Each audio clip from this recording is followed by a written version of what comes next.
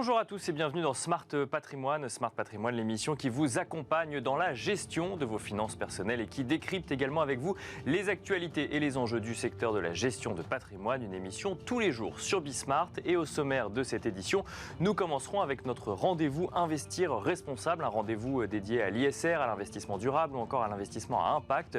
Nous aurons le plaisir de recevoir dans un instant sur le plateau de Smart Patrimoine Béatrice Verger, responsable développement ISR chez BNP Paribas Asset Management, avec qui nous tenterons de faire un peu de pédagogie justement sur ce sujet ISR et notamment sur la dichotomie qui peut exister chez certains épargnants entre volonté d'agir pour le climat et investissement ISR. Nous enchaînerons ensuite avec Enjeu Patrimoine, un enjeu patrimoine consacré cette fois-ci à l'épargne solidaire et à la compréhension du parcours, du fléchage et du parcours de l'épargne solidaire. On ira jusqu'à se demander quels sont les projets qui sont concrètement financés avec John Salé, responsable de l'Observatoire de la finance à impact social chez FAIRE, mais aussi avec Denis Dementon, directeur général de France Active. Bienvenue à vous tous qui nous rejoignez. Smart Patrimoine, c'est parti. Et nous commençons tout de suite avec Investir Responsable, le rendez-vous dédié à l'investissement durable, responsable ou à impact de Smart Patrimoine. Et nous allons tenter de comprendre ensemble ce que veut réellement dire faire de l'ISR avec Béatrice Verger, responsable développement ISR chez BNP Paribas Asset Management. Bonjour Béatrice Verger. Bonjour. Bienvenue sur le plateau de Smart Patrimoine. J'ai envie de commencer avec une question tout de suite qui nous anime sur Smart Patrimoine depuis plusieurs mois maintenant. C'est dans cette lignée de compréhension effectivement de ce qu'on appelle ISR, donc investissement socialement responsable, qui est basé sur des normes ESG pour environnement, social et gouvernance. On voit de plus en plus d'épargnants s'intéresser à ces sujets-là, mais arriver avec un biais climat. Alors que quand on parle de ESG, on parle de climat, mais on parle aussi d'une famille d'investissements beaucoup plus large que ça. Quand on fait de l'ISR, comment on fait de l'ISR aujourd'hui en 2022, alors qu'on a en face de soi des épargnants qui ont un biais plus spécifique encore que l'ISR, un biais climat? Alors, je dirais qu'il y a plusieurs façons de faire de l'ISR, finalement, plusieurs familles de fonds ISR. La première famille, c'est celle, comme vous l'avez dit, qui va regarder les critères E, S et G dans la construction de portefeuille, quels sont les choix d'investissement qu'on va faire. Et là, on va s'intéresser aux pratiques environnementales, sociales et de gouvernance des entreprises. D'accord. On va se fixer des critères plus ou moins contraignants. Par exemple, j'exclus au moins 20% des entreprises de mon univers parce qu'elles sont mal notées en ESG. Donc quels que soient les secteurs d'activité, c'est ça ? Quels que soient les secteurs d'activité, je regarde secteur par secteur et je vais me dire, au sein de chaque secteur, 20% des moins bien notés, je ne les prends pas dans mon portefeuille, je n'investis pas dedans. D'accord. Donc ça, c'est un fonds ISR, on va dire classique, au sens large ESG. Pour autant, on peut, au sein de ce type de produit, se mettre des contraintes plus climat. Alors, on va regarder notamment l'empreinte carbone du portefeuille. Globalement, je calcule l'empreinte carbone de mon portefeuille et je le compare à mon indice de référence. Et je veux avoir une empreinte carbone plus faible. D'accord. Ou alors, je peux même aller me dire, je vais jusqu'à 50% plus faible. Donc, on n'est pas sur un fonds pur climat, au sens je finance des panneaux solaires, etc. Mais pour autant, je vais quand même, dans mes décisions d'investissement, chercher les entreprises qui ont moins d'émissions carbone que leur père. C'est ça, parce qu'effectivement, quand on parle d'investissement socialement responsable et même avec un biais climat, la question c'est qu'est-ce qu'on finance, qu'est-ce qu'on ne finance pas et comment est-ce qu'on oriente ou non des financements. Donc là, effectivement, vous nous avez donné deux méthodologies. La première, c'est on investit dans tous les secteurs d'activité, mais on enlève en fait les moins bons élèves de la classe. C'est, en ESG. En ESG. Donc, et en plus, j'ai un filtre supplémentaire sur l'empreinte carbone. Oui, voilà, donc ça c'est la deuxième méthodologie. Et là, globalement, quand on respecte ces deux méthodologies, on a la garantie de faire un investissement socialement responsable au sens où, en tout cas, la réglementation le détermine en France. Alors, effectivement, en respectant notamment ces critères, parce qu'il y en a encore d'autres, on peut être éligible au label ISR, ce fameux label investissement socialement responsable en France.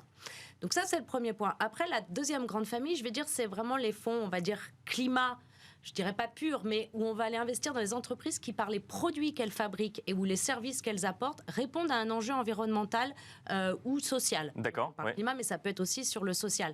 Et on va se fixer un minimum de chiffre d'affaires, entreprise par entreprise, à analyser, et on investira dans les entreprises qui, par exemple, génèrent plus de 20% de leur chiffre d'affaires sur le thème du changement climatique ou de la transition énergétique. Donc ici, vous voyez, on est dans les apporteurs de solutions par les produits qu'ils fabriquent. D'accord. Après, on peut ajouter la première famille. On va quand même regarder leurs pratiques environnementales, leurs pratiques sociales. Si vous fabriquez des panneaux solaires, mais en ayant recours au travail des enfants, pour donner une image très simple, bien sûr, ça ne va pas fonctionner. D'accord, oui, je comprends. Okay. Voyez, et donc là, on est climat, mais on est aussi ISR. Et on peut être aussi éligible au label ISR si on respecte les critères.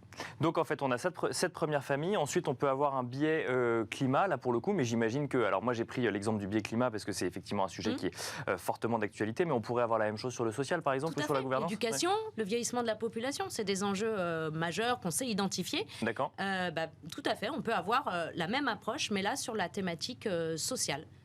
C'est envisageable aujourd'hui d'avoir des fonds 100% climat, je veux dire en matière d'investissement, de financement, de recherche de rendement également par exemple, ou 100% social, hein, mais en tout cas qui se consacre 100% à une seule des 3 thématiques du ESG.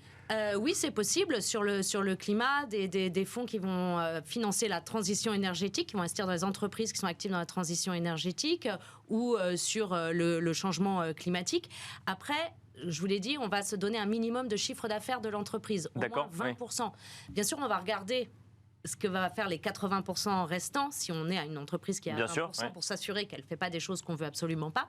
Mais quand vous me dites un fonds 100% climat, il se peut qu'une entreprise, elle ait quand même une autre part de son activité sur d'autres D'accord, oui, je comprends. Oui, bien sûr. Mais sinon, oui, chaque entreprise, pour rentrer en portefeuille, doit pouvoir justifier un minimum de chiffre d'affaires sur le thème. Et donc, aujourd'hui, l'univers, par exemple, de la transition énergétique, il faut aller chercher dans les moyennes et petites capitalisations. Mais au niveau mondial, le secteur bouge énormément. Et oui, on peut tout à fait construire un portefeuille diversifié sur ce thème-là uniquement. Si on reste en France, alors il y a 2 sujets. Il y a la compréhension des épargnants de ce dans quoi ils investissent in fine quand on parle d'ISR, d'investissement durable, d'investissement impact. Je fais exprès de les répéter à chaque fois parce que déjà, rien que ces 3 termes ont des définitions différentes alors que globalement, on est sur une méthodologie dont on pourrait penser qu'elle est similaire.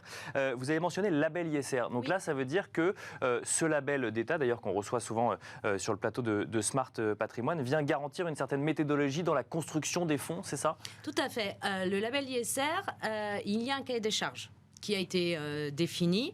Et pour postuler au label ISR, c'est une démarche volontaire. Eh bien, la première chose à faire, c'est de prendre ce cahier des charges et de regarder que sur tous les points, il y a 6 grands piliers, eh bien, on respecte bien ce cahier des charges. Je vous parlais des 20% d'exclusion de l'univers, c'est l'un des critères. D'accord. Avoir, par exemple, une empreinte carbone inférieure, c'est le choix de critères qu'on peut faire également. Voilà. Après, il y en a d'autres sur avoir une politique de vote, par exemple, sur les fonds actions, démontrer qu'on fait de l'engagement avec les entreprises. Donc, il y a toute une liste de critères à respecter. Et après, on postule au label. Et là, il y a un vrai processus d'audit, je vais dire. Et c'est ça qui en fait sa qualité. D'accord, d'audit des fonds, ou en tout cas des maisons qui créent les fonds. Alors, d'audit de chaque fonds. De chaque fonds, d'accord. De chaque fonds, par un auditeur certifié et qui, du coup, va regarder ce qui se passe dans le fonds. Alors, bien sûr, il va y avoir des questions au niveau de la société de gestion. La politique de vote, la politique d'engagement, souvent, elle est faite au niveau de la société de gestion. Donc, on va regarder les pratiques de la société de gestion, mais on va aussi descendre fonds par fonds avec une rencontre physique de chaque gérant. D'accord. Qui vont justifier leur stratégie globalement. Exactement, pour justifier leur stratégie. Comment ils font, si on reprend ce critère des 20% d'exclusion, comment ils le font au quotidien, comment ils intègrent. Voilà. Mais alors... Oui, pardon, allez-y. Je termine sur la partie risque et contrôle, très important aussi. Dans ce cahier des charges, il y a tout un pilier sur quels sont les contrôles mis en place par la société de gestion, donc par des équipes indépendantes des gérants, pour vérifier que les critères sont bien respectés. C'était un peu le sens de ma question, c'est qu'un fonds, par définition, ça vit. C'est-à-dire qu'on achète des entreprises, on en vend, enfin des valeurs donc, associées à une entreprise, on en achète, on en vend ou autre. Donc quand on postule le label ISR ou quand on respecte à un instant T, comment garantir qu'on respectera toujours dans 1 an, dans 2 ans ou dans 3 ans les mêmes alignements de valeurs qu'on avait au départ? Alors, on obtient le label pour une période de 3 ans. D'accord. Donc ça peut paraître long, mais pour autant, tous les ans, on a cet audit qui vient vérifier que le fonds respecte toujours bien les critères. Et concrètement, on doit donner aux auditeurs un inventaire du portefeuille sur les 4 derniers trimestres. D'accord. Donc en fait, action par action, ce dans quoi on a investi, c'est ça? Tout à fait. D'accord. Tout à fait. Donc si je suis audité aujourd'hui et que mon fonds obtient le label, l'année prochaine, les auditeurs vont me redemander un inventaire du portefeuille, mais sur les 4 trimestres précédents. Donc en gros, il faut une photo à chaque fin de trimestre pour vérifier qu'on respecte bien. Alors si je vous pose toutes ces questions, Béatrice Verger, c'est parce que aujourd'hui, tous les professionnels de la gestion des investissements ou de patrimoine doivent recueillir, ou en tout cas à partir du 1er janvier, on y est presque, devront recueillir les préférences ESG de tous les épargnants quand il s'agira de gérer leur patrimoine, leurs investissements ou de leur proposer des investissements. Et on se rend compte quand même qu'il y a un sujet de connaissance de ces sujets-là vis-à-vis des épargnants. Donc je répète, investissement durable, impact ou responsable. Vous nous avez expliqué la méthodologie. Comment faire concrètement pour expliquer ça à quelqu'un qui... Parce qu'on se doute bien qu'un professionnel de l'investissement, quand il va poser la question à l'épargnant va lui répondre « bah oui, effectivement, investissez en rapport avec mes valeurs ». Mais bon, on n'est pas tellement plus avancé à ce niveau-là. C'est ensuite dans toute la gamme de fonds qui est proposée, dans toutes les stratégies d'investissement proposées, comment est-ce qu'on fait pour sélectionner, comment est-ce qu'on fait pour comprendre si ça ou ça correspond ou non à ces valeurs. Je vous rejoins tout à fait. C'est pas simple, c'est assez complexe. Et il y a un énorme effort de pédagogie, de formation même à faire auprès des conseillers qui, eux, vont devoir poser ces questions à leurs clients. Donc c'est ce qu'on essaye de faire au maximum, de produire de la documentation avec les outils digitaux pour expliquer simplement, le plus simplement possible, tous ces concepts, effectivement, d'ISR, de fonds verts, etc. Et je dirais, voilà, d'accompagner au maximum. Et je vais revenir sur le label. À aujourd'hui, c'est un outil qui permet de garantir et de simplifier un peu le panorama d'une gamme, sans opposer les fonds qui ont le label, les fonds qui ne l'ont pas. C'est quoi? C'est une garantie de sérieux quelque part? Ou en tout cas une méthodologie qui est la même pour tout le monde? Voilà, c'est la garantie que le fonds suit un cahier des charges, qu'il a été audité, que c'est certifié et que du coup, on a de la transparence aussi, parce qu'on ne l'a pas mentionné, mais le label ISR demande une transparence supplémentaire par rapport à un fonds qui n'a pas le label. Donc tout un dispositif d'information pour l'épargnant. Donc à aujourd'hui, c'est un outil très important auprès des épargnants pour un peu comprendre le panorama. Avec les sujets de MiFID, on va aller un cran plus loin. Effectivement, là, il y a beaucoup de sujets de pédagogie à faire. Merci beaucoup, Béatrice Verger, d'être venue sur le plateau de Smart Patrimoine. Je rappelle que vous êtes responsable développement ISR chez BNP Paribas Asset Management. Merci beaucoup. Merci à vous. Merci à vous également de nous avoir suivis. Et on se retrouve tout de suite dans Enjeu Patrimoine. Et nous enchaînons à présent avec Enjeu Patrimoine. Une question va nous animer durant la quinzaine de minutes que nous allons passer ensemble. Quel est le parcours concret d'une épargne solidaire? Pour en parler, nous avons le plaisir d'être accompagnés en plateau par deux intervenants. Yon Saleh, tout d'abord. Bonjour Yon Saleh. Bonjour. Bienvenue sur le plateau de Smart Patrimoine. Vous êtes responsable de l'Observatoire de la finance à impact social chez FAIR, l'association qui est derrière le label Finansol. On peut peut-être dire un petit mot, effectivement. Donc il y a ce label Finansol, mais l'activité de l'association FAIR est plus large que ça. Oui, FAIR en fait est un réseau de membres, donc on représente l'intérêt de nos membres, qui sont grosso modo les organisations qui bénéficient à travers le produit du label Finansol. On fait cela à travers le label Finansol, dont on assure la gestion, la promotion auprès du grand public et également auprès évidemment du gouvernement. Alors on va évoquer avec vous comment flécher l'épargne solidaire vers justement des projets solidaires. On y reviendra dans un second temps. Mais avant cela, nous avons le plaisir d'accueillir également Denis Dementon, directeur général de France Active. Bonjour Denis Dementon. Bonjour. Bienvenue sur le plateau de Smart Patrimoine. Vous allez notamment nous parler justement des projets financés concrètement par France Active. France Active, une association également, une association pour le coup avec des opérateurs financiers, ou en tout cas des acteurs financiers. Oui, on est une association membre du collectif FAIR et on a créé des sociétés financières qui nous permettent de collecter l'épargne et puis de l'investir dans des projets solidaires à partir de notre projet associatif et du réseau d'associations territoriales dont on dispose. Alors, on va commencer par le début, mais vous allez quand même nous donner un petit élément. Quand vous dites de financer des projets solidaires, on parle d'entreprises, d'associations, les deux à la fois. De quoi parle-t-on concrètement ? Alors nous, on parle d'entreprises solidaires et on va trouver dedans des associations. C'est à peu près le tiers de ce qu'on finance. On va trouver des entreprises classiques sous forme de sociétés, mais avec une vocation solidaire. On va trouver des coopératives également. Le statut juridique, finalement, nous importe peu. C'est la finalité sociale de l'entreprise qui nous intéresse. Alors, Yon Saleh, on revient au tout début de l'aventure, si je puis dire, de cette épargne solidaire. Je suis un épargnant, j'ai envie de mettre un petit peu d'argent de côté et j'ai envie que cet argent serve à financer des projets en lien avec mes valeurs et, si possible, des projets dits solidaires. Déjà, peut-être un petit mot, quand on parle d'épargne solidaire, on parle de quoi concrètement ? Alors aujourd'hui, l'épargne solidaire, elle est matérialisée par un label dont on a parlé, le label Finansol, qui est le plus vieux label de finances responsables en Europe.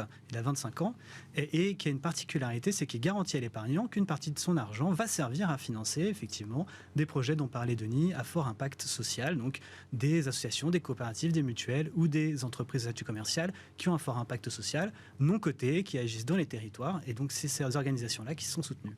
Donc, quand on parle d'épargne solidaire, on parle d'impact social essentiellement. J'ai cet argent que j'ai envie de mettre de côté. Déjà, je le mets où, dans un premier temps, pour espérer que le chemin se fasse jusqu'au projet qui me tienne à cœur.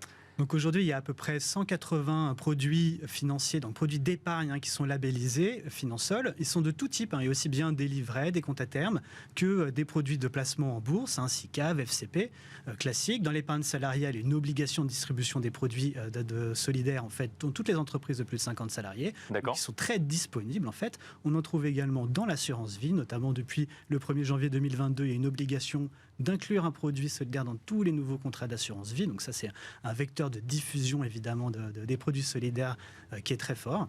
La dernière chose, c'est qu'il y a également chez nous tout un tas d'entreprises qui ont fait leur part sociale, qui sont labellisées et qui vont lever de l'argent auprès des particuliers, typiquement en faisant du crowdfunding. Là, on peut penser à des foncières immobilières qui labellisent. Des intermédiaires, finalement, qui ont aussi le label, c'est ça, et qui peuvent collecter de l'argent et ensuite le réinvestir. C'est ça. Là, on est vraiment sur un opérateur, donc une structure qui va acheter des immeubles et qui va le mettre à disposition à des personnes très fragiles, qui sont exclus du HLM.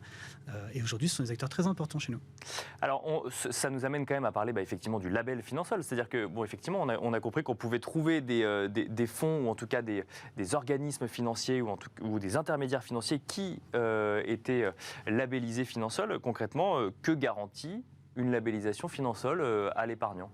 Alors le label Finansol, la première chose à savoir, c'est qu'il est remis par ce qu'on appelle le comité du label. Donc il y a un comité de bénévoles, une quinzaine de bénévoles qui agissent, qui travaillent 9 matinées par an, qui donnent de leur temps pour en fait donner, octroyer ou retirer le label chaque année. Ouais. Donc on contrôle un certain nombre de critères. Le critère principal, c'est ce qu'on appelle le critère de solidarité, c'est-à-dire que l'épargnant, en fait, lorsqu'il place son argent sur le produit, on lui garantit 2 possibilités. En fait, soit ce qu'on appelle le mécanisme de financement, donc il y a une partie de son argent qui sert à financer, on en a déjà parlé. Il y a un autre mécanisme qu'on appelle le mécanisme de partage, c'est-à-dire que l'épargnant accepte de renoncer à 25% de son épargne au minimum pour le reverser sous forme de dons à des associations. D'accord. Ça, c'est le premier critère de solidarité. Donc là, on n'est pas dans de l'épargne, on est à mi-chemin entre l'épargne et le don pour le coup. Il y a ces 2 mécanismes qui existent, c'est un vrai engagement. C'est pas une obligation, c'est ça, c'est que c'est un choix de l'investisseur. Alors, il y a différents types de produits. Les produits qui sont labellisés pour le mécanisme de partage, ceux-là, en fait, il y a une obligation de l'épargnant de donner au moins 25%. Mais il y a un choix de choisir ce produit en question ou pas. D'accord, oui, de le savoir effectivement en amont. Donc il y a un vrai effort de transparence qui est fait sur les produits et c'est un des critères du label Finansol. Il y a de l'information qui doit être produite par le gérant en fait, des produits afin d'expliquer à l'épargnant à quoi va servir son épargne et en particulier à quelles associations, quelles organisations sont bénéficiaires des ressources qui sont canalisées à travers ces produits. Et alors si je prends l'exemple d'un fonds, une fois que l'argent est investi dans le fonds et que ce fonds est labellisé Finansol, qu'est-ce qui se passe concrètement ? Alors, d'un point de vue très pratique, déjà lui, il est contrôlé chaque année pour qu'on maintienne le label. Donc, c'est un contrôle qui est très fort sur l'utilisation de l'argent qui est faite et le respect de ces critères dont je vous parlais. Il y a également, disons, par exemple, des organisations qui vont recevoir des financements additionnels. Et on a dans notre réseau en fait, des structures comme France Active et d'autres qui sont capables d'utiliser des outils financiers qui sont particulièrement bien adaptés en fait, aux spécificités des besoins économiques de ces structures qui ont souvent des modèles un petit peu compliqués ou des gouvernances qui sont un peu spécifiques et qui font qu'ils ont besoin d'outils qui sont adaptés que les banquiers ne peuvent pas nécessairement fournir. D'accord, parce que finalement, quand on arrive sur le sujet entreprise, il y a une question de jonction finalement en termes juridiques ou financiers ou de gouvernance pour récupérer les fonds derrière, c'est ça ? Ou en tout cas pour se voir investir dans son projet. Oui, c'est exactement pareil que pour une entreprise classique, si vous voulez, si ce n'est qu'on est sur des organisations qui ont un très fort impact social, qui vont souvent chercher des bénéficiaires qui sont très fragiles, ce qui va générer des effets un peu spécifiques sur leur manière de fonctionner. Mais sinon, c'est exactement pareil que la finance classique. Alors, je vous pose la question à vous, puis on la posera ensuite à Denis de Menton, là même, avant d'aller effectivement sur les projets financiers en question. Est-ce que c'est rentable de faire de l'épargne solidaire, ou est-ce que c'est un gros mot de parler de rentabilité quand on parle d'épargne solidaire? Non, c'est pas un gros mot. Au contraire, en fait, nous, on a une double rentabilité. C'est ça qui est beau, c'est que non seulement on a le côté, c'est de l'épargne. Après, on est là pour récupérer son argent et souvent avec une petite bonification. Mais par ailleurs, on va surtout en fait un impact social et environnemental qui est extrêmement fort. On sait que son argent a servi à financer la crèche à côté de chez soi, la centrale solaire qui a été installée pas loin. Voilà, c'est des choses très concrètes qui perdent beaucoup aux gens et qui sont vraiment dans l'air du temps. Si on continue sur le voyage finalement de cette épargne solidaire, Denis de Menton, donc on a bien compris effectivement dans quoi on investissait, quels étaient le fléchage pour comprendre comment aller vers de l'épargne solidaire. Si maintenant on en arrive au projet, concrètement, qu'est-ce qu'on finance? Si vous avez des exemples à nous donner, ça nous intéresse. Qu'est-ce qu'on finance in fine en bout de chaîne quand on veut faire de l'épargne solidaire? Alors, avec France Active Investissement, donc qui collecte auprès des gestionnaires d'actifs des ressources, on a financé sur les 5 dernières années, y compris les 2 années de crise, 2000 entreprises, associations, coopératives. Alors je ne vais pas toutes vous les... Bien sûr, oui, ça risque de faire long. J'en ai une que j'aime bien, le réseau Envie. C'est un réseau d'entreprises d'insertion. Au démarrage, ce sont des travailleurs sociaux confrontés à du chômage de longue durée, d'exclusion professionnelle pour des jeunes et qui se disent, tiens, on a un sujet autour de la réparation de matériel électroménager. D'accord. Donc à la fois, on met en place des ateliers, on forme, on remet en selle des gens qui sont un petit peu éloignés de l'emploi, qui ont subi des accidents de parcours. Et puis en même temps, on travaille sur l'économie circulaire. Ça, c'est une très belle idée il y a une bonne vingtaine d'années. Aujourd'hui, c'est un réseau de 52 entreprises qui sont sur tout le territoire national et puis qui progressivement se sont intéressées à d'autres types de matériel. Mais donc, en fait, si je caricature ce que vous dites, mais l'idée, c'est d'avoir une entreprise avec un business model qui est, finalement, je répare de l'électroménager, mais avec une vocation sociale en plus de réinsertion. Mais derrière, on est sur une entreprise qui recherche une rentabilité, pas sur un projet associatif, c'est ça? Alors là, on est sur un projet qui va rechercher à durer. À durer, d'accord. Oui. Qui va peut-être dégager une petite rentabilité. Il faut bien constituer des fonds propres, il faut bien consolider l'entreprise, il faut bien rembourser l'argent. Bien sûr. On a emprunté.